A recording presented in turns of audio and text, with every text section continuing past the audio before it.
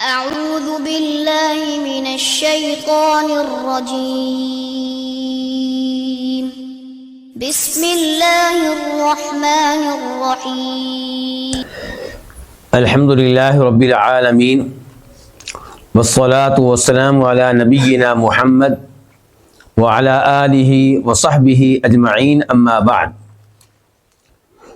آج ہم ہیں عمدۃ الاحکام کے ساتھ۔ بخاری اور مسلم ان دونوں کی احادیث پہ مشتمل یہ وہ کتاب ہے جس میں صحیح بخاری صحیح مسلم کی وہ احادیث آپ کو ملیں گی جن کا تعلق احکام و مسائل سے ہے۔ اس میں آپ کو عقیدہ کی احادیث نہیں ملیں گی، تفسیر کی احادیث نہیں ملیں گی، آپ کی جنگوں، غزوات، مغازی کی احادیث نہیں ملیں گی، احکام کی احادیث ملیں گی۔ اور اس کتاب کے اندر کئی کتابیں ہیں، اور ہم آج کل پڑھ رہے ہیں کون سی کتاب؟ کتاب الحج پڑھ رہے ہیں، حج سے متعلقہ احادیث پڑھی جا رہی ہیں۔ اور آج ہم پڑھیں گے حدیث نمبر 209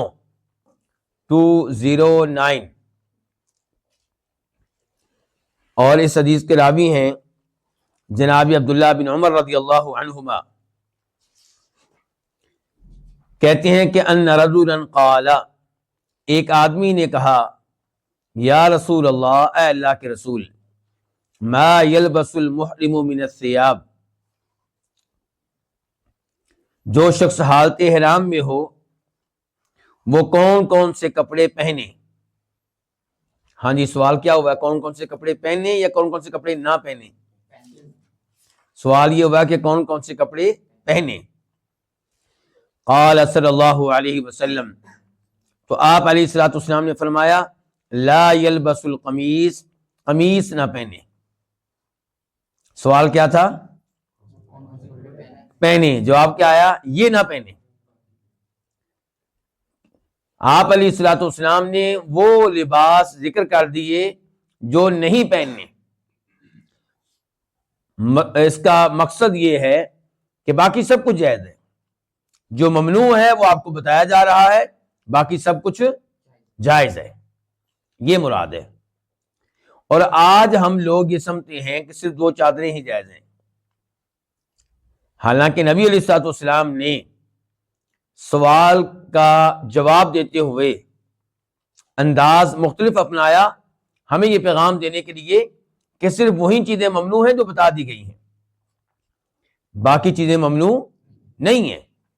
لیکن ہم خواہ مخواہ سمجھتے ہیں کہ صرف 2 چادریں ہی جائز ہیں، اس کے علاوہ کچھ جائز نہیں ہے، بلکہ ہم تو یہ بھی سمجھتے ہیں کہ جو 2 چادریں پہن لی ہیں آخری وقت تک یہیں رہیں گی، درمیان میں تبدیل نہیں کر سکتے۔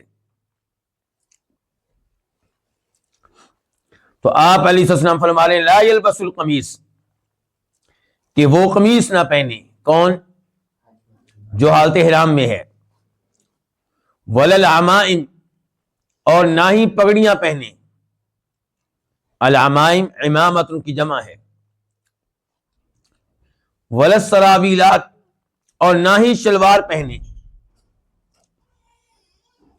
ولا البرانس، اور نہ ہی ایسا جبہ پہنے، ایسا کرتا پہنے جس کے ساتھ ٹوپی بھی موجود ہوتی ہے۔ آج کل مراکش کے لوگ، مغرب کے لوگ جو ثوب پہنتے ہیں، جبہ پہنتے ہیں، اس کے ساتھ ٹوپی بھی ہوتی ہے۔ اور میں اور آپ بھی سردیوں میں بسا اوقات ایسی چیز پہن لیتے ہیں جس کے ساتھ ٹوپی بھی ملی ہوئی ہوتی، جڑی ہوئی ہوتی ہے۔ تو برانس سے یہ مراد ہے، برانس برنس کی جمع ہے۔ ولا الخفاف، اور نہ ہی موزے پہنے۔ الخفاف خفن کی جمع ہے۔ کتنی چیزیں ہو گئی ہیں؟ 5۔ نہ قمیص پہنے، نہ پگڑیاں پہنے، نہ شلوار پہنے، اور نہ ہی ایسا کرتا پہنے، ایسا جبہ پہنے جس کے ساتھ ٹوپی ہوتی ہے۔ اور نہ ہی موزے پہنے. الا احد لا یجد نعلین فلیلبس خفین، الا یہ کہ کوئی جوتے نہ پائے، اس کے پاس جوتے نہ ہوں، فلیلبس خفین، پس وہ موزے پہن لے. یعنی کہ عام آدمی کو حالت احرام میں موزے پہننے کی اجازت نہیں ہے، لیکن جس کے پاس جوتے نہ ہوں تو وہ جوتوں کی جگہ پہ کیا پہن سکتا ہے؟ موزے. وَلْيَقْطَعْهُ مَا أَسْفَلَ مِنَ الْكَعْبَيْنِ، اور اسے چاہیے کہ وہ ان دونوں کو ٹخنوں کے نیچے سے کاٹ لے. کن دونوں کو؟ موزوں کو، کیونکہ موزے وہ ہوتے ہیں جو آدھی پنڈلی تک تقریباً جا رہے ہوتے ہیں. اگرچہ آج کل آپ کو وہ بھی مل جائیں گے جو مختصر ہوتے ہیں، جو اتنے لمبے نہیں ہوتے، لیکن عام طور پہ موزے ایسے ہوا کرتے تھے. تو آپ نے کہا کہ جو موزے پہنے، چونکہ وہ جوتوں کی جگہ پہ پہن رہا ہے تو موزوں کو جوتوں کی شکل دے لے، ان کو اوپر سے کاٹ لے حتیٰ کہ وہ ٹخنوں سے نیچے تک پہنچیں، ٹخنوں تک نہ پہنچیں. وَلَا يَلْبَسْ مِنَ الثِّيَابِ شَيْئًا مَسَّهُ زَعْفَرَانٌ أَوْ وَرْسٌ، اور وہ کپڑوں میں سے کوئی بھی ایسا کپڑا نہ پہنے مسّہ زعفران، جس پہ زعفران لگی ہو، او ورس، یا ورس لگی ہو. زعفران تو آپ جانتے ہی ہیں، یعنی کہ ایسا کپڑا نہ پہنے جس کو زعفران کے ساتھ رنگا گیا ہو یا ورس کے ساتھ رنگا گیا ہو. ورس ایک بوٹی کا نام ہے، اور ورس بوٹی کا رنگ زعفران کے قریب قریب ہے.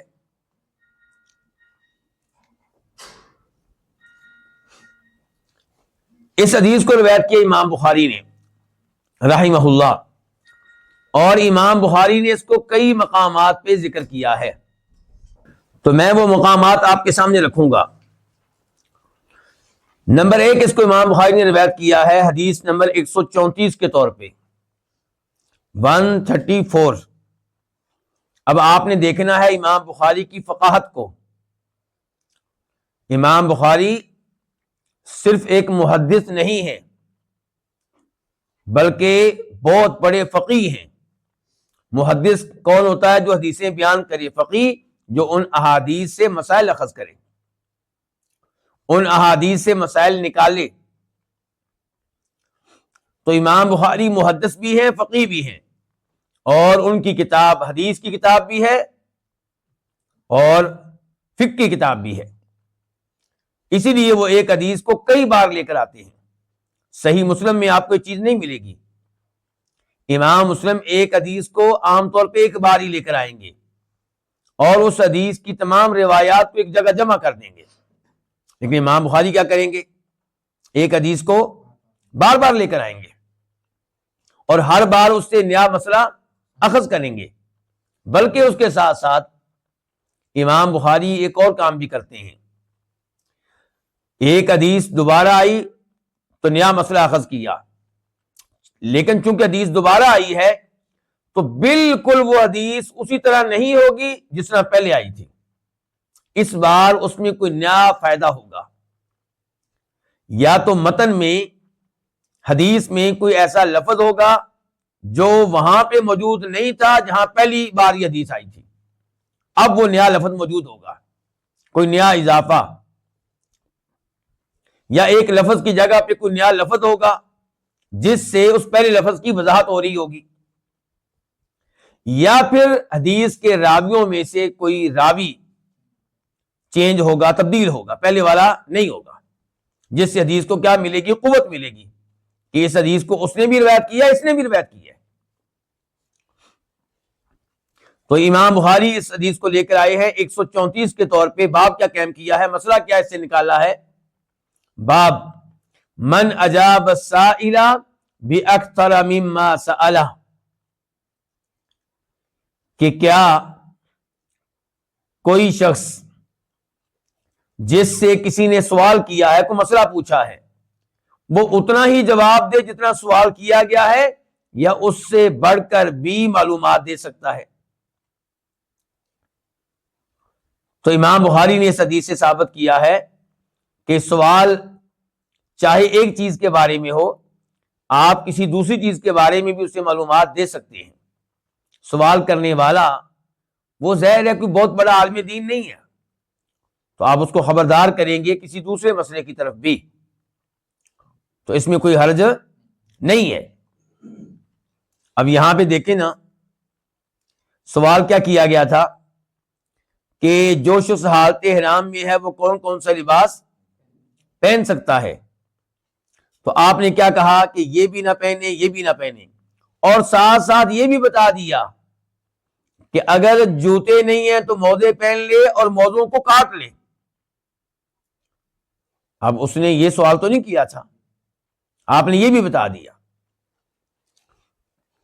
پھر امام بخاری اس حدیث کو لے کر آئے ہیں 366 کے طور پہ، 366، اور اس بار امام بخاری نے باب کا قائم کیا ہے، باب الصلاۃ فی القمیص والسراویل والتبان والقباء،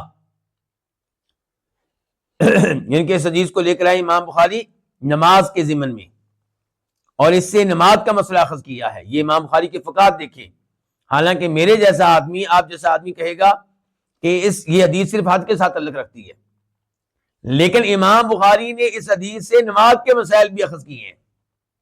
اب یہ کیا مسئلہ اخذ کیا ہے کہ اس سے حدیث سے پتہ چلا کہ قمیض میں نماز پڑھی جا سکتی ہے، شلوار میں نماز پڑھی جا سکتی ہے،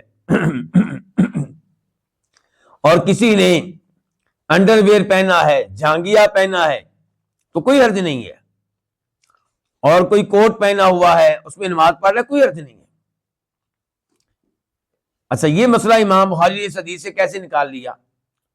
کیونکہ نبی علیہ السلام کہہ رہے ہیں اس شخص سے جو حالت احرام میں ہے کہ تو یہ چیزیں نہیں پہن سکتا، قمیض نہیں پہن سکتا، شلوار نہیں پہن سکتا،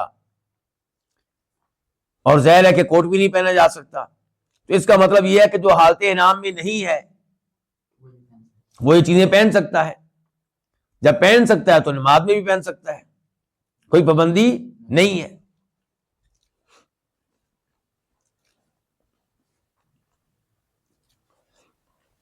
پھر امام بخاری اس حدیث کو لے کر آئے ہیں 1542 کے طور پہ، 1542، اور اس بار کیا مسئلہ اخذ کیا ہے، کیا باب قائم کیا ہے؟ امام بخاری نے اس کے اوپر باب قائم کیا ہے، باب ما لا يلبس المحرم من الثياب، جو شخص حالت احرام میں ہے وہ کون کون سے کپڑے نہیں پہن سکتا، اور یہی ہمارا آج کا موضوع ہے۔ پھر امام بخاری اس کو لے کر آئے 1842 کے طور پہ، 1842، اور اس بار مسئلہ کیا اخذ کیا، باب کیا قائم کیا؟ باب لبس الخفین للمحرم اذا لم یجد النعلین، کہ جو شخص حالت احرام میں ہے اگر اس کے پاس جوتے نہیں ہیں تو وہ موزے پہن سکتا ہے۔ پھر امام بخاری اس کو لے کر آئے اور باب قائم کیا، اور حدیث نمبر ہے اس بار 5794، 5794، باب لبس القمیص۔ اس دفعہ امام بخاری یہ مسئلہ اخذ کر رہے ہیں کہ قمیض پہننی جائز ہے۔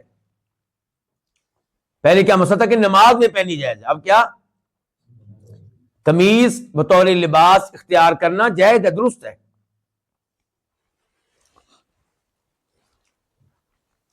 پھر امام بخاری اس کے اوپر پھر اس کو دوبارہ لے کر آتے ہیں 5803، 5803، اور اب باب کیا قائم کیا؟ باب البرانس، کہ ایسا کرتا، ایسا جبہ پہننا جس کے ساتھ ٹوپی بھی لگی ہوئی ہو وہ جائز ہے۔ پھر امام بخاری اس کو لے کر آئے ہیں 5805، 5805، اور اب کیا ہے؟ باب السراویل، کہ شلوار پہننی جائز ہے، اس میں کوئی حرج نہیں ہے۔ پھر امام بخاری اس کو لے کر آئے ہیں 5806 کے طور پہ. اور اب باب کیا قائم کیا؟ باب العمائم، کہ پگڑی پہننا جائز ہے، پہن سکتے ہیں، گناہ نہیں ہے، درست ہے. پھر امام بخاری اس حدیث کو لے کر آئے ہیں 5852 کے طور پہ، 5852. اور اب کیا باب قائم کیا ہے؟ باب النعال السبتیۃ وغیرہا، وہ جوتے پہننے بھی جائز ہیں جو اس چمڑے سے بنے ہیں جس چمڑے کو صاف کیا گیا ہے، دباغت کے عمل سے گزارا گیا ہے، بال اس کے صاف کر دیے گئے ہیں، اور وہ جوتے آپ نے پہنے ہوئے ہیں اور اس کے اوپر بال نہیں ہیں، اچھے جوتے، صاف ستھری حالت میں. اور وہ جوتے پہننے بھی جائز ہیں جو اس چمڑے سے تیار کیے گئے ہیں جس کے اوپر بال موجود ہے، چمڑے کو صاف نہیں کیا گیا تھا، بال موجود ہے، تو وہ جوتے پہننے بھی جائز. دونوں طرح کے جوتے پہننے جائز ہیں. یہ مسئلہ اس حدیث میں کیسے آیا؟ آپ نے کہا ہے نا کہ جس کے پاس نالین نہ ہوں، جوتے نہ ہوں، موزے پہن لیں. لفظ کیا بولا آپ نے؟ نالین. اور نالین کا لفظ دونوں طرح کے جوتوں کے لیے استعمال ہوتا ہے، جو اس چمڑے سے تیار ہوئے ہوں، جن کے اوپر بال موجود ہیں، وہ بھی نالین ہیں، اور جو اس چمڑے سے تیار کیے گئے ہیں جن سے بال صاف کر لیے گئے ہیں، تو وہ بھی کیا ہے؟ نالین ہے. تو پتہ چلا دونوں طرح کے جوتے پہننے جائز ہے. بلکہ یہ مسئلہ ثابت کرتے ہوئے امام بخاری ایک حدیث اور بھی لے کر آئے ہیں. حدیث کیا ہے کہ عبداللہ بن عمر رضی اللہ عنہما سے پوچھا گیا، پوچھنے والے نے کہا کہ کیا وجہ ہے کہ آپ یہی جوتا پہنتے ہیں؟ کون سا؟ جو اس چمڑے سے بنا ہے جس کے اوپر بال نہیں ہیں. تو عبداللہ بن عمر کہنے لگے کہ میں نے نبی علیہ الصلوۃ والسلام کو ایسا ہی جوتا پہنتے ہوئے دیکھا ہے، اور اسی جوتے میں آپ وضو کیا کرتے تھے. تو آپ نے دیکھا کہ امام بخاری نے ایک حدیث سے کتنے مسائل اخذ کیے ہیں. تو ایسا بھی ہے کہ امام بخاری ایک حدیث کو 30 بار بھی لے کر آئے اپنی صحیح بخاری میں. کتنی بار؟ 30 بار.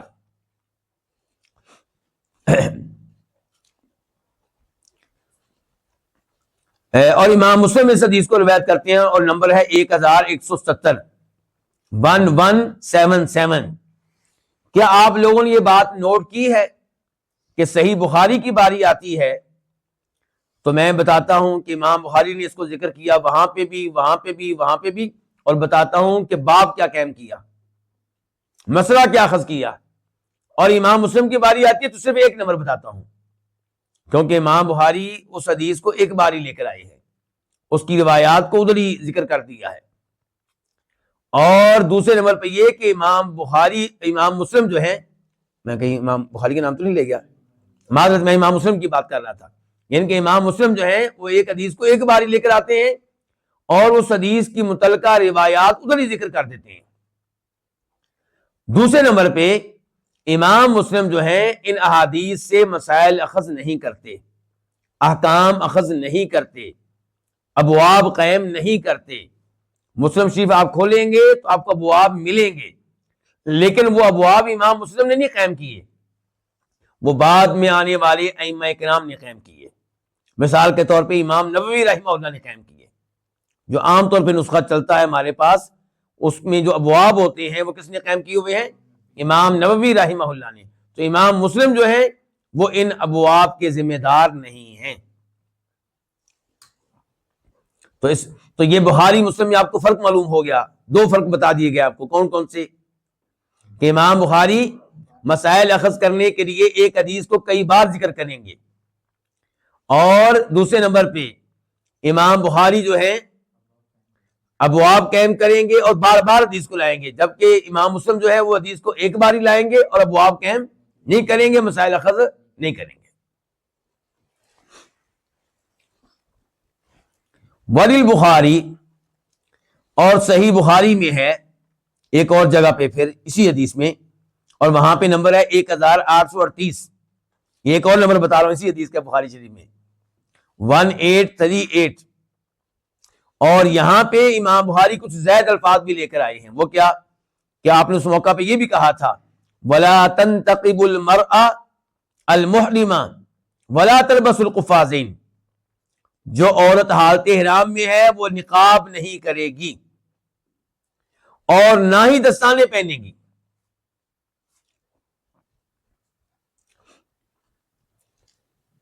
امام بخاری اس حدیث کو جب روایت کرتے ہیں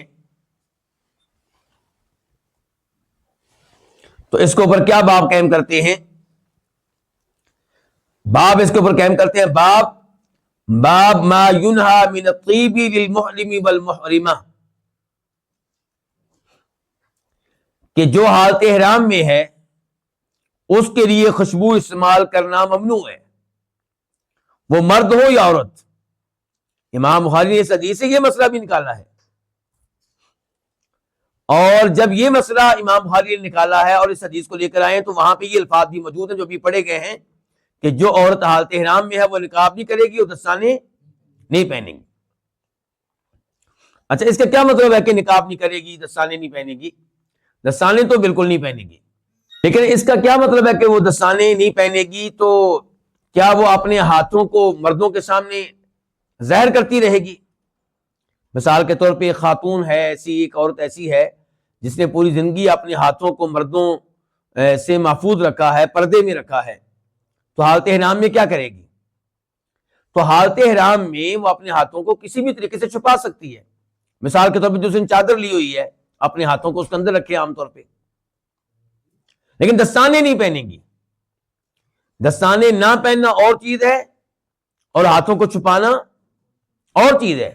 مثال کے طور پہ عورت نے جو قمیض پہنی ہوئی ہے، جو کوٹ پہنا ہوا، اگر اس میں جیب ہے تو جیب میں اپنے ہاتھ داخل رکھ سکتی ہے، کوئی حرج نہیں ہے اس میں۔ جہاں تک تعلق ہے نقاب کا، تو جب عورت غیر مردوں کے سامنے نہیں ہوگی تب وہ نقاب نہیں کرے گی، لیکن جب غیر مرد سامنے آ جائیں گے تو کیا پھر پردہ کرے گی؟ سوال یہ ہے۔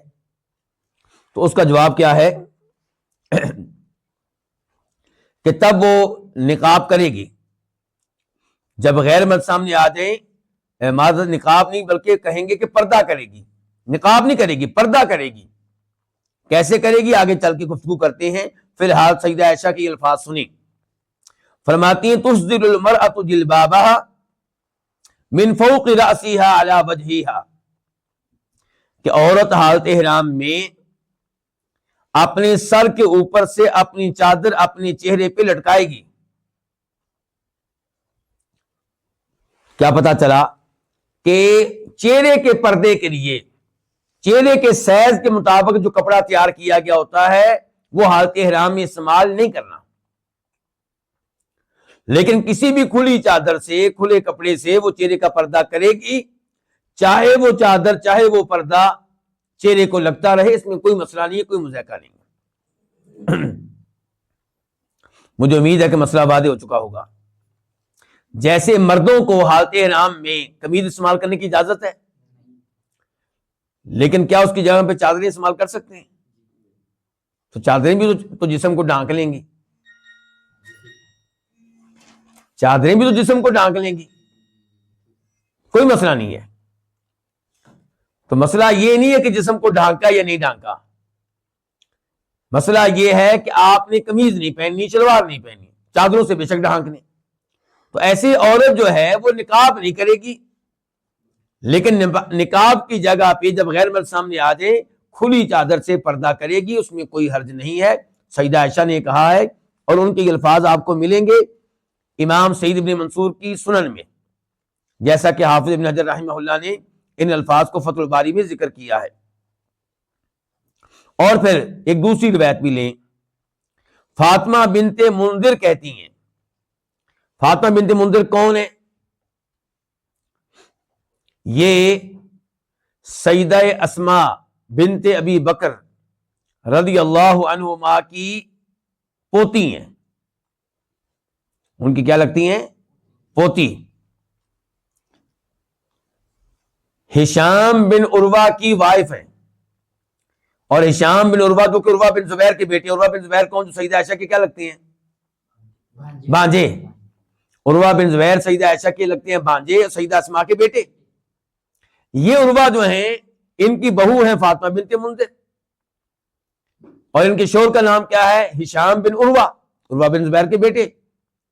اور بخاری شریف جب آپ پڑھیں گے تو آپ کو یہ چیز ملے گی کہ ہشام بن عروہ کئی ایک احادیث اپنی بیگم سے روایت کرتے ہیں، کئی ایک احادیث انہوں نے کس سے لی ہیں؟ اپنی بیگم سے لی ہیں۔ تو یہ ہے فاطمہ بنت منذر۔ تو یہ کہتی ہیں کننا نخمر وجوہنا، ہم اپنے چہروں کو ڈھانک لیا کرتی تھیں، وَنَحْنُ مُحْرِمَاتٍ، جبکہ ہم حالت احرام میں ہوتی تھیں، مَا اسماء بنت ابی بکر، کس کے ساتھ ہوتی تھی ہم اس موقع پہ؟ اسماء بنت ابی بکر کے ساتھ، یعنی کہ اپنی دادی کے ساتھ۔ دادی کون ہے؟ وہ صحابیہ ہے۔ تو کہتی ہے کہ ہم عورتیں اپنے چہروں کو ڈھانک لیا کرتی تھیں حالت احرام میں سیدہ اسماء بنت ابی بکر کے ساتھ۔ تو پھر کیا پتا چلا کہ چہرے کا پردہ کرنا ہے جب غیر مرد سامنے آئیں گے، لیکن جو چہرے کے سائز کے مطابق کپڑے ہوتے ہیں وہ استعمال نہیں کرنے، کھلے کپڑے سے پردہ کرنا ہے، چاہے وہ پردہ وہ چادر چہرے کو لگ رہی ہو۔ یہ الفاظ میں کیوں استعمال کر رہا ہوں؟ اس لیے کہ جب ہم حج پہ جاتے ہیں، عمرے پہ جاتے ہیں، تو ہم کئی ایسی عورتیں دیکھتے ہیں جنہوں نے ایک ٹوپی پہنی ہوتی ہے، سر کے اوپر کیا پہنی ہوتی ہے؟ ٹوپی کے اوپر پردہ، تاکہ یہ پردہ جو ہے چہرے کو نہ لگے، چہرے کو نہ لگے۔ وہ سمجھتی ہیں کہ شریعت نے پردے سے روک دیا ہے اور یہ پردہ چہرے کو نہیں لگنا چاہیے، لگنا نہیں چاہیے، جبکہ یہ غلط فہمی ہے۔ سیدہ عائشہ کیا کہہ رہی ہیں کہ یہ عورت جو ہے اپنی چادر کو لٹکائے گی اپنے چہرے پہ اپنے سر کے اوپر سے، کوئی مسئلہ نہیں ہے۔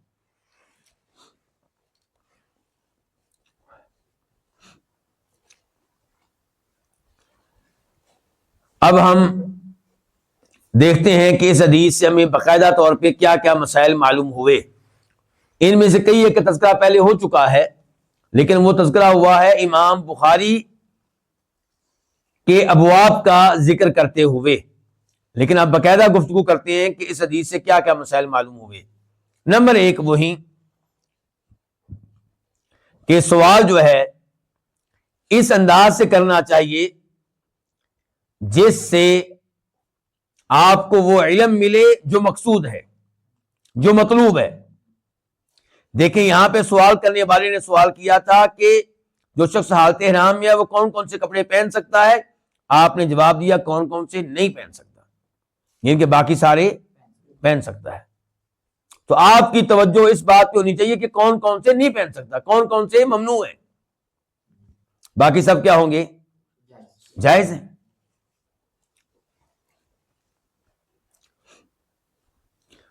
نمبر دو کہ جس سے سوال کیا گیا ہے اس عالم دین کو چاہیے کہ وہ سوال کے مطابق ہمیشہ جواب نہ دے، بلکہ دیکھ لے کہ اگر سوال مناسب نہیں ہوا تو وہ جواب وہ دے جو مناسب سوال کا جواب ہے، اور یہی اسلوب قرآن کریم میں بھی آیا ہے۔ دیکھیں سورہ بقرہ آیت نمبر 199 189، یسألونک عن الاہلہ، اللہ تعالیٰ فرماتے ہیں کہ اے نبی علیہ الصلوۃ والسلام یہ لوگ آپ سے سوال کرتے ہیں چاند کے بارے میں۔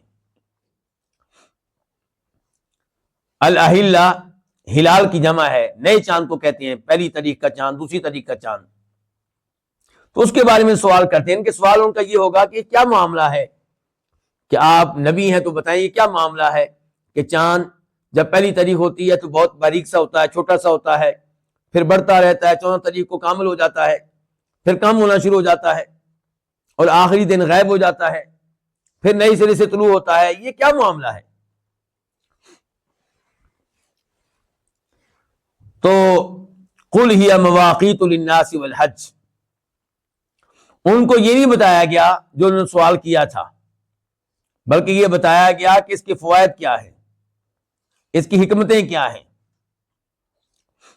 وہ کیا بتایا گیا کہ ہی مواقیت للناس، کہ یہ جو چاند ہیں جن کے ہر مہینے کا نیا چاند ہلال، یہ وقت معلوم کرنے کا ذریعہ ہے لوگوں کے لیے اور حج کے لیے. اس سے پتہ چلتا ہے کہ حج کب کرنا ہے. اس سے پتہ چلتا ہے اپنے دیگر کئی امور کا. مثال کے طور پہ کسی عورت کو طلاق ہو گئی ہے, اب اس کی عدت کیا ہے جی؟ 3 پیریڈ. تو 3 پیریڈ کا معاملہ تو آسان ہے, لیکن اگر کئی دفعہ بیگم صاحبہ ہیں وہ جو ابھی بالغ ہی نہیں ہوئی, نابالغ بچی سے شادی کرنا جائز ہے کہ ناجائز ہے؟ جائز ہے. کیا ہے؟ جائز ہے. اچھا, اب شادی ہو گئی اس بچی سے جو ابھی بالغ نہیں ہوئی اور اس کو طلاق ہو گئی, اب اس کی عدت کیا ہوگی؟ اس کو تو پیریڈ آتے ہی نہیں ہیں, اس کو مخصوص ایام نہیں آتے, تو اس کی عدت کیا ہے شیخ صاحب؟ 3 مہینے. اچھا 3 مہینے اب کیسے ہوں گے؟ کیا وہ یہ ہوں گے جون جولائی اگست؟ نہیں, وہ مہینے جن کو عربی مہینے کہا جاتا ہے, جن کو قمری مہینے کہا جاتا ہے, چاند والے مہینے, جن کو اسلامی مہینے کہا جاتا ہے. تو کیسے پتا چلے گا اس کو کہ میرا 1 مہینہ ہو گیا ہے؟ چاند کو دیکھ کے.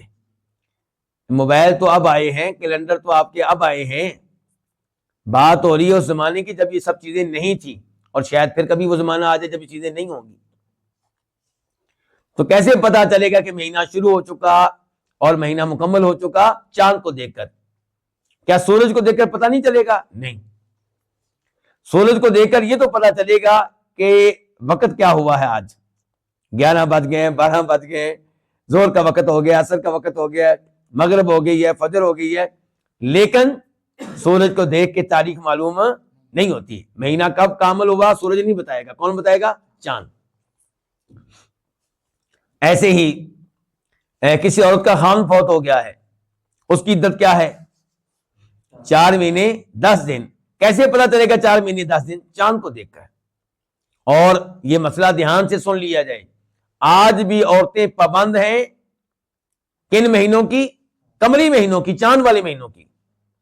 انگلش مہینوں کی پابند نہیں ہے. جب بھی اسلامی احکام ہوں گے تو ان کا تعلق انہی مہینوں سے ہوگا. تو اس چیز کو ذہن میں رکھا جائے, اس کی وجہ سے کوئی بہت بڑا گناہ ہو سکتا ہے. ہو سکتا ہے اس کے 3 مہینے مکمل ہو چکے ہوں لڑکی کے, اور پیریڈ اسے آتے نہیں, لیکن وہ دیکھ رہی ہے ان مہینوں کی, جون جولائی اگست, اور یہ مہینے تو بڑے ہوتے ہیں, وہ چھوٹے ہوتے ہیں. تو ہو سکتا ہے وہ کہے جی میں ابھی عدت میں ہوں, آپ مجھ سے رجوع کر سکتے ہیں. خامد رجوع کر لیا, میاں بیوی کے طور پہ زندگی گزار رہے ہیں, جبکہ شریعت کے لحاظ سے وہ رجوع نہیں ہوا, کیونکہ دن گزر چکے تھے, رجوع کرنے کے ایام ختم ہو چکے تھے. تو اب وہ بطور میاں بیوی بظاہر زندگی گزار رہے ہیں, لیکن حقیقت میں بدکاری کر رہے ہیں. اس لیے اس چیز کا خیال رکھا جائے, اس کی بڑی اہمیت ہے. تو بہرحال سوال اور کیا گیا تھا, جواب اور دیا گیا ہے. گویا کہ اللہ تعالیٰ نے بتا دیا کہ یہ سوال تھا جو تمہیں کرنا چاہیے تھا. نمبر 3, اس حدیث سے پتا چلا کہ وہ چیزیں, وہ لباس جن سے حالت احرام میں محرم اجتناب کرے گا وہ تھوڑے سے ہیں, باقی سب مباح ہیں, جائز ہیں. تو یہیں سے آپ کے سوال کا جواب, آج کل سردی کا ایام ایسے ہی ہے. اب کوئی عمرے پہ گیا ہے اور سردی اسے لگ رہی ہے بہت زیادہ, کیا چادر کے اوپر دوسری چادر لے سکتا ہے؟ بالکل لے سکتا ہے. تو اگر چادریں اس کی چھوٹی, ان کے باریک سی ہیں, وہ کمبل ہی پہن لے تو پہن سکتا ہے, پہن سکتا ہے, کوئی حرج نہیں ہے. اگر معاشرے میں اس کو برا بلا نہیں سمجھا جاتا تو کھیس لے سکتا ہے, جس کو ہم کھیس کہتے ہیں, حالانکہ وہ رنگین بھی ہوتا ہے, جی لے سکتا ہے, کوئی مسئلہ نہیں ہے. موٹی سردیوں والی چادر لے سکتا ہے, بالکل لے سکتا ہے, کوئی مسئلہ نہیں. ہوٹل میں جا کے ٹھہرتا ہے, سونے لگا ہے, 1 کمبل کی بجائے 2 کمبل لے سکتا ہے, بالکل لے سکتا ہے. بس احرام کی پابندیوں کا خیال رکھے. مرد ہے تو چہرہ نہیں ڈھانک سکتا, مرد ہے تو سر نہیں ڈھانک سکتا. کیا اس کمبل میں اپنے پاؤں کو بھی داخل کر سکتا ہے؟ بالکل کر سکتا ہے, کوئی مسئلہ نہیں ہے. لیکن کیا جرابے پہن سکتا ہے؟ نہیں پہن سکتا مرد. کیا مودے پہن سکتا ہے؟ مرد نہیں پہن سکتا.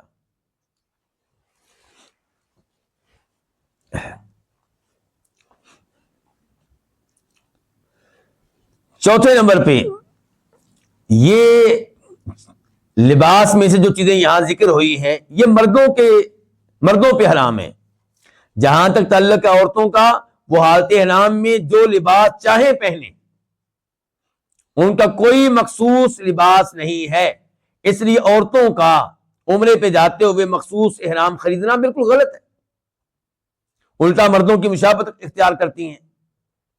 آپ نے نارمل لباس میں جائیں جو شوخ نہ ہو، جسم کو صحیح معنوں میں ڈھانکنے والا ہو، پردے والا ہو. عورت جو ہے حالت احرام میں اپنے سر کو ڈھانکے گی، جبکہ مرد نہیں ڈھانک سکتا. عورت قمیض پہنے گی، شلوار پہنے گی، مرد نہیں پہن سکتا حالت احرام میں. پانچویں نمبر پہ اس حدیث سے تعلق رکھنے والا مسئلہ کہ آپ نے کہا کہ قمیض پہننے کی اجازت نہیں ہے، تو اسی سے تنبیہ ہو گئی، وارننگ مل گئی کہ کوئی بھی ایسا لباس پہننے کی اجازت نہیں ہے جو آپ کے جسم کے مطابق تیار کیا گیا ہے، وہ سلا ہوا ہو یا ان سلا ہو. سویٹر پہن سکتے ہیں کیونکہ سویٹر کو آپ کے جسم کے مطابق تیار کیا گیا ہے. کیا وہ سلا ہوا ہے؟ نہیں، سویٹر سلا ہوا نہیں ہوتا. آپ کی جرسی سلی ہوئی ہوتی ہے؟ نہیں. یعنی کہ ان کو تیار کیا گیا ہے، بنا گیا ہے، سلائی نہیں ہوئی، ان کو بنا گیا ہے. تو جو بھی لباس جسم کے مطابق تیار کیا گیا، جسم کے سائز کے مطابق، اس کو پہننے کی اجازت نہیں ہے مردوں کو، چاہے اس میں سلائی ہو یا نہ ہو. تو اصل مسئلہ سلائی نہیں ہے. پبلک یہی سمجھتی ہے کہ شاید سلا ہوا لباس پہننا ممنوع ہے. یہ سوچ غلط ہے. اصل اصول کیا ہے کہ ایسا لباس پہننا ممنوع ہے جو آپ کے اعضاء کے مطابق تیار کیا گیا ہے.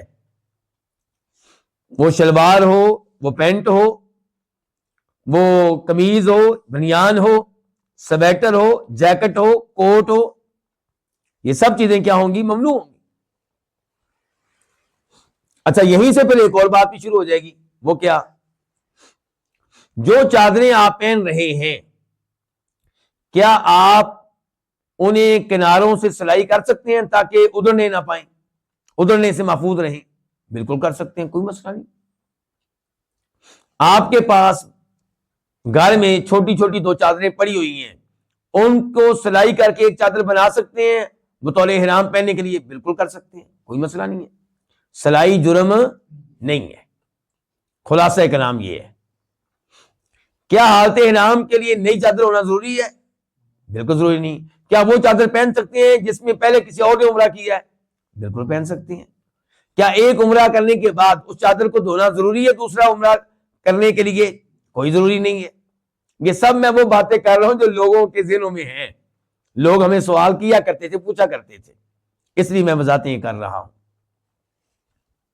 کیا یہ چادریں آپ اتار سکتے ہیں واش روم میں جا کر؟ بالکل اتار سکتے ہیں، لیکن ان کی جگہ پہ شلوار قمیض نہیں پہن سکتے. کیا یہ تبدیل کر سکتے ہیں؟ بالکل کر سکتے ہیں.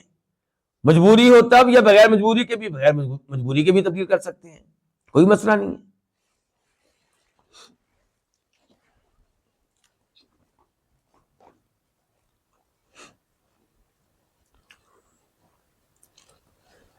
پھر اس حدیث میں تذکرہ آیا کہ آپ پگڑی نہیں پہن سکتے، اور وہ قمیض نہیں پہن سکتے، وہ کرتا نہیں پہن سکتے جس کے ساتھ کیا ہو؟ ٹوپی ہو. تو اس سے پتا چلا کہ مردوں کو اجازت نہیں ہے کہ اپنے سر کو ڈھانکیں.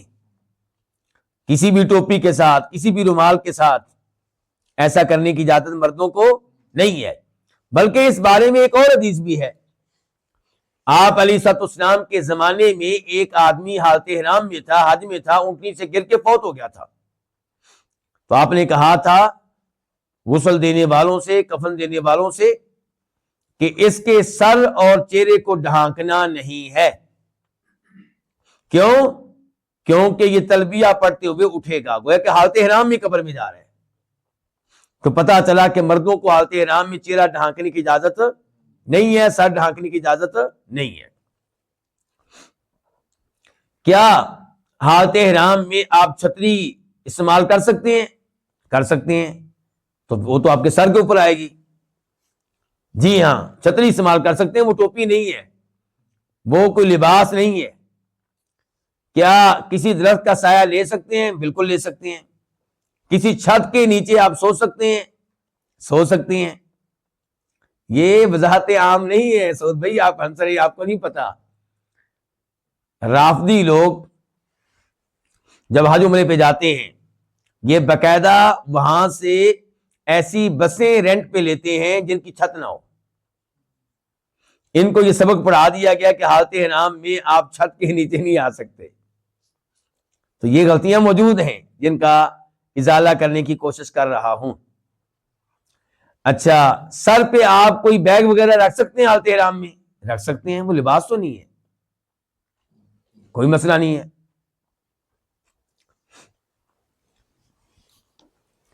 یہاں پہ نبی علیہ السلام کی یہ حدیث کہ جب آپ حج میں 10 تاریخ کو جمرے کو کنکریاں مارنے کے لیے تشریف لائے تھے، تب آپ کے ساتھ اسامہ بن زید بھی تھے اور بلال بھی تھے، مؤذن رسول صلی اللہ علیہ وسلم۔ ان میں سے ایک نے آپ کی اونٹنی کی مہار کو پکڑا ہوا تھا اور دوسرے نے آپ کے اوپر چادر کا سایہ کیا ہوا تھا، اور پھر حج کے دوران آپ خیمہ بھی استعمال کرتے رہے ہیں، تو انشاءاللہ اس میں کوئی حرج نہیں ہے۔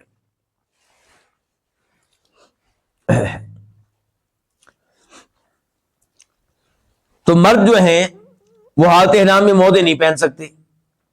ہاں، جوتے نہ ہو تو پھر مجبوراً پہن سکتے ہیں۔ موزے نہیں پہن سکتے اس کا مطلب ہے جرابے بھی نہیں پہن سکتے۔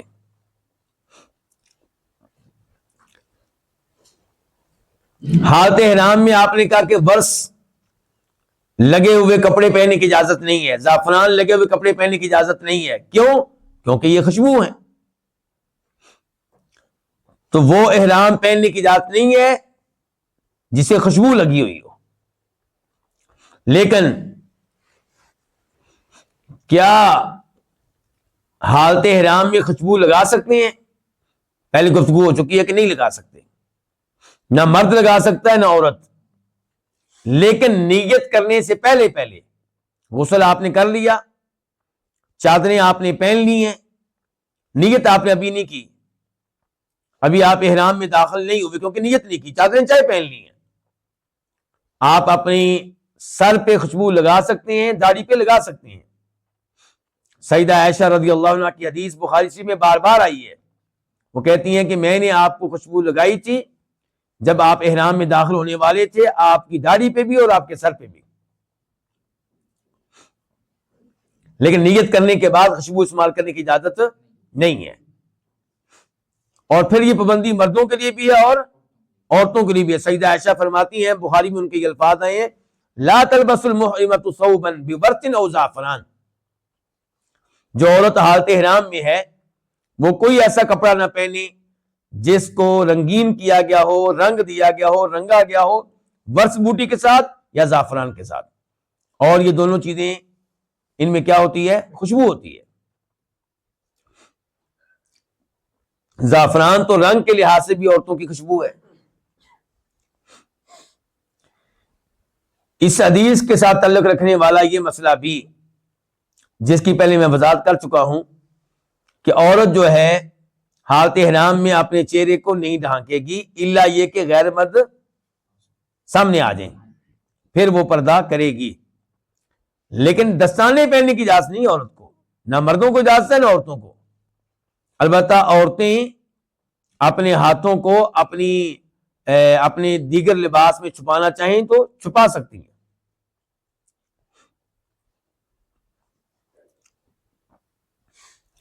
یہ جو محرم کا لباس ہے، 2 چادریں، اس سے کئی فوائد ہمیں ملتے ہیں۔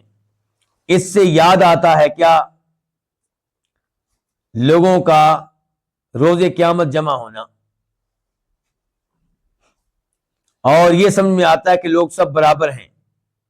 بادشاہ نے بھی یہی لباس پہننا ہوتا ہے، غریب آدمی نے بھی یہی لباس پہننا ہوتا ہے.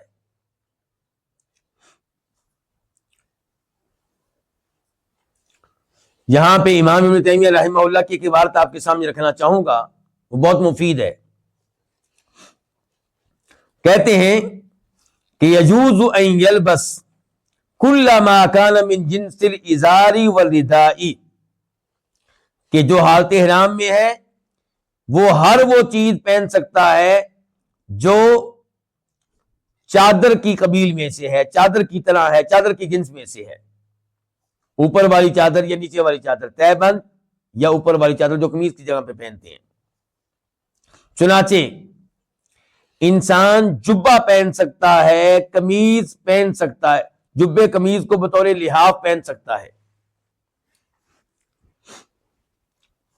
یہ ذرا قابل غور ہیں یہ الفاظ. اللہ کے نبی علیہ السلام کیا کہہ رہے ہیں؟ قمیض نہیں پہن سکتا, اور یہ کہہ رہے ہیں کہ قمیض کو بطور چادر پہن سکتا ہے. کیا مطلب؟ قمیض کو اتارے اور اس کو اپنے اوپر ایسے رکھ لیں جیسے چادر رکھی جاتی ہے. اب یہ قمیض سلی ہوئی ہے تو آپ یہ لے سکتے ہیں, اور یہ بڑا اہم فائدہ ہے. یہ آپ کے کام آئے گا انشاءاللہ جب آپ حج عمرے پہ جائیں گے اور ایئرپورٹ پہ آپ کی بیگم صاحبہ بھول کر آپ کی احرام کی چادریں بھی جمع کروا دے گی. آپ کے وہ بیگ جمع ہو جائے گا جس میں آپ کی کیا ہے احرام کی.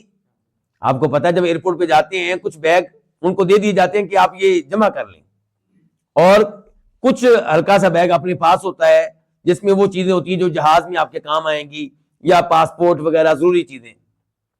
اب آپ نے یا آپ کی بیگم صاحبہ نے ایئرپورٹ پہ پریشان ہو کر سارا سامان جمع کروا دیا, سارے بیگ جمع کروا دیے, اس میں وہ بھی چلا گیا بیگ جس میں آپ کی 2 چادریں تھیں. اب جب میقات آئے گا آپ کہیں گے بیگم صاحبہ لائیں چادریں, تو بیگم صاحبہ کہیں گی وہ بھی گئی. اب آپ کیا کریں گے؟ تو اس موقع پہ یہ مسائل آپ کے کام آئیں گے. کوئی آپ کو میرے جیسا مل جائے گا جس نے ایسا رومال پہنا ہوا ہوگا, اس سے کہیں حاجی صاحب پلیز یہ رومال دیں, ایئرپورٹ پہ اتر کے میں آپ کو واپس کر دوں گا, میں نے اس کو بطور احرام پہننا ہے. تو کیا اس رنگ کا بطور احرام پہن سکتے ہیں؟ پہن سکتے ہیں. شریعت نے سفید پہننے کی یعنی کہ اس کو شرط قرار نہیں دیا, اس کو ضروری قرار نہیں دیا, اس کو واجب قرار نہیں دیا, لیکن عام طور پہ شریعت کا اصول ہے کہ سفید چادریں پہننا, سفید لباس پہننا افضل ہے. پھر ایک چادر چنے آپ کو کہیں سے مل گئی اور ایک نہیں مل رہی, تو نبی علیہ السلام نے کیا فرمایا اس حدیث میں, یا بلکہ وہ آئندہ آنے والی ہے بہرحال, کیا کہ جس کے پاس تہ بند نہیں ہے, اس کو نہیں مل رہا, تو شلوار پہن سکتا ہے. یرحمک اللہ. اور دوسری بات یہ ہے کہ آپ ایک چادر کی جگہ پہ اپنی قمیض کو پہن لیں بطور چادر, بطور چادر, بطور قمیض نہیں, اتار کے اپنے اوپر رکھ لیں, اور دوسری جو ایسا کوئی رومال شمال مل گیا تو اس کو آپ بطور چادر پہن لیں, آپ کا مسئلہ حل ہو جائے گا. تو امام صاحب کہہ رہے ہیں فَلَهُ أَن يَلْتَحِفَ بِالْجُبَّةِ وَالْقَمِيصِ وَنَحْوِ ذَلِكَ وَيَتَغَطَّى بِهِ بِاتِّفَاقِ الْأَئِمَّةِ. کہتے ہیں اماموں کا اتفاق ہے کہ وہ قمیض کو اس انداز سے اوپر لے سکتا ہے, کوئی حرج نہیں ہے اس میں.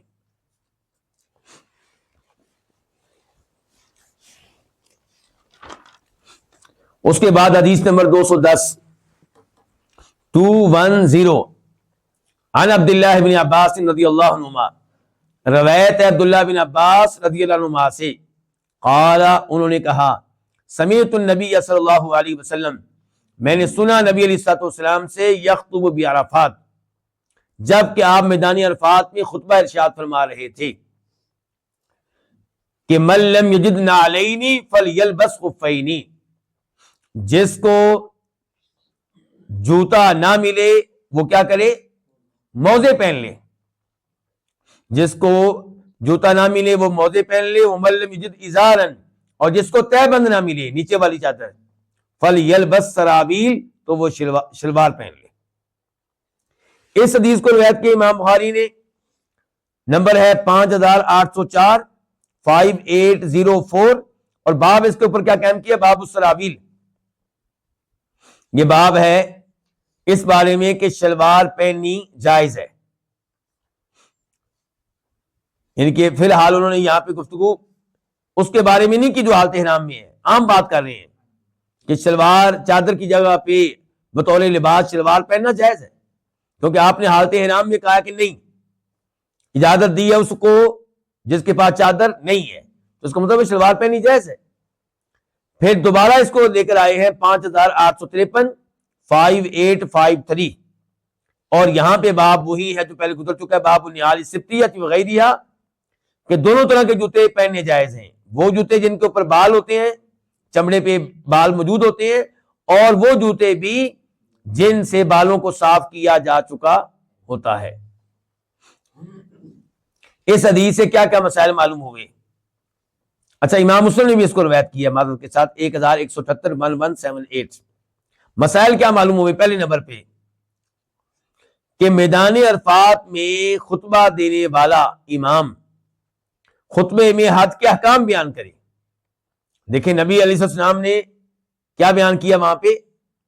حج کے احکام بیان کیے آپ نے. نمبر 2، اس سے پتا چلا کہ ہر موقع پہ لوگوں کو وہ نصیحت کی جائے جو اس موقع کے مناسب ہو. مثال کے طور پہ عید میلاد النبی جب لوگ منا رہے ہوتے ہیں علیہ الصلوۃ والسلام، اس موقع پہ آپ اللہ کے نبی وسلم کی سیرت بیان کریں گے؟ نہیں، پورا سال آپ کی سیرت بیان کریں، اس دن بیان کریں گے تو پھر تو آپ بھی عید میلاد النبی منا رہے ہیں. آپ اس دن کیا کریں؟ اس دن بتائیں کہ عید میلاد النبی منانا درست نہیں ہے. محرم کا مہینہ آئے گا تو کیا آپ آل بیت کی شان بیان کریں گے ان ایام میں؟ آل بیت کی شان پورا سال بیان کریں، ان ایام میں بھی بیان کر لیں، لیکن مقصد کیا ہو؟ شان بیان کرتے ہوئے یہ بتانا کہ بھائی ان کو مشکل کشا کہنا جائز نہیں ہے، حاجت روا کہنا جائز نہیں ہے، ان سے مدد مانگنا جائز نہیں ہے، ان کو سجدے کرنا جائز نہیں ہے. اور آل بیت کی شان بیان کرتے ہوئے آپ یہاں سے یہ بیان کرنا چاہیں کہ آل بیت کے ساتھ ساتھ صحابہ کرام کی عزت بھی ضروری ہے، ان سے محبت بھی ضروری ہے، ان کا احترام بھی ضروری ہے. ان کی شان بیان کرتے کرتے آپ یہ بیان کریں کہ وہ لوگ بدعات کے قائل نہیں تھے، وہ شرک کے قائل نہیں تھے، وہ دین میں اضافے کے قائل نہیں تھے. وہ زندہ ہوتے تو وہ کبھی بھی محرم کے مہینے کو بطور ماتم نہ مناتے. تو موقع مناسبت کے اعتبار سے خطبہ دینا چاہیے. رمضان کے خطبے ہیں، اس میں آپ اس میں رمضان کے مسائل بیان کریں، روزوں کے مسائل بیان کریں. حج کے ایام ہو تو آپ حج کے بارے میں خطبہ دیں.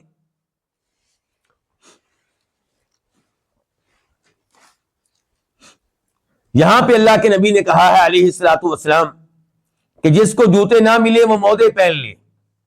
کیا آپ نے یہاں پہ کہا ہے کہ موزوں کو کاٹ لے ٹخنوں سے نیچے؟ پچھلی حدیث میں کہا تھا. اس کے راوی کون تھے؟ عبداللہ بن عمر. اس کے راوی کون؟ عبداللہ بن عباس. یہ ہے خطبہ کہاں سا؟ میدان عرفات کا. وہ الفاظ آپ نے کہاں کہے تھے؟ مدینہ میں. اس لیے اب علماء کرام میں اختلاف ہے کہ جس کے پاس جوتے نہیں ہیں وہ موزے پہننا چاہتا ہے، کیا اس کے اوپر واجب ہے کہ ان موزوں کو ٹخنوں کے نیچے سے کاٹ لے یا واجب نہیں ہے؟ پہلا قول جمہور علماء کرام کا، امام ابو حنیفہ رحمہ اللہ، امام مالک، امام شافعی، امام ثوری، امام اسحاق بن راہویہ، ان کا موقف یہ ہے کہ جو موزے استعمال کر رہا ہے جوتوں کی جگہ پہ، اس پہ واجب ہے کہ اگر یہ موزے ٹخنوں کو ڈھانک رہے ہیں، اوپر جا رہے ہیں، تو ان کو کاٹے. اگر ایسا نہیں کرے گا تو اسے گناہ ملے گا اور اس کو پر فدیہ بھی پڑے گا، جرمانہ بھی پڑے گا. کیا دلیل ہے جی آپ لوگوں کی؟ کہتے ہیں دلیل تو ہماری صاف ستھری ہے، عبداللہ بن عمر کی حدیث ہے. آپ نے کیا کہا ہے کہ جس کو جوتے نہ ملے موزے پہن لے لیکن ان کو کاٹ لے. اور جہاں تک تعلق عبداللہ بن عباس کی حدیث کا کہ وہاں پہ کاٹنے کا تذکرہ نہیں ہے، تو پھر کیا ہوا؟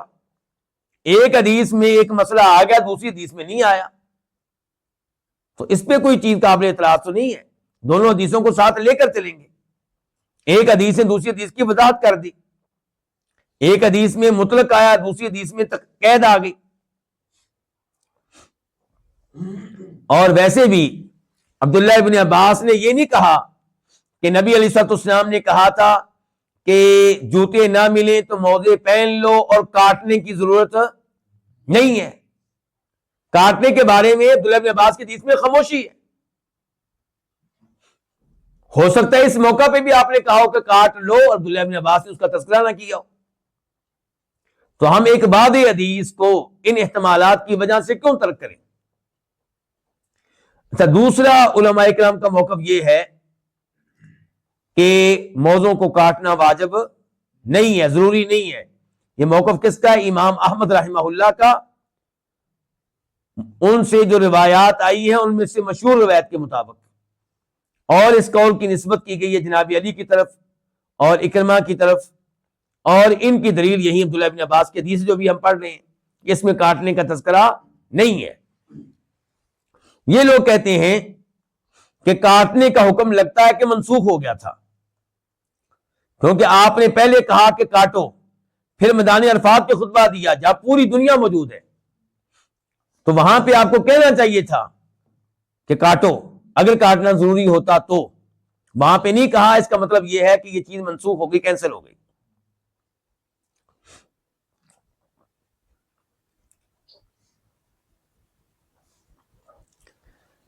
اب ان دو اقوال میں سے کون سا قول راجح ہے؟ واللہ اعلم، مجھے تو یہی لگتا ہے کہ پہلا قول راجح ہے کہ کاٹنا ہوگا، کاٹنا ہوگا۔ یہی موقف ہے امام ابو حنیفہ کا، امام مالک کا، امام شافعی کا، امام ثوری کا، امام اسحاق بن راہویہ کا، اور حدیث واضح ہے۔ اور جو لوگ کہتے ہیں کہ یہ چیز منسوخ ہے تو منسوخ ہونے کی کوئی دلیل ہمارے پاس نہیں ہے، اس حدیث میں تذکرہ نہیں آیا، اس کا مطلب یہ نہیں کہ پہلا حکم جو ہے منسوخ ہو چکا ہے۔ اس کے ساتھ ہی آج کے درس کا یہیں پہ اختتام کرتے ہیں۔ اللہ رب العزت سے دعا ہے کہ اللہ تعالی ہمیں قرآن و حدیث کے یہ احکام و مسائل سمجھنے کی مزید توفیق عنایت فرمائے۔ وصلی اللہ تعالی علی نبینا محمد وعلی آلہ وصحبہ اجمعین۔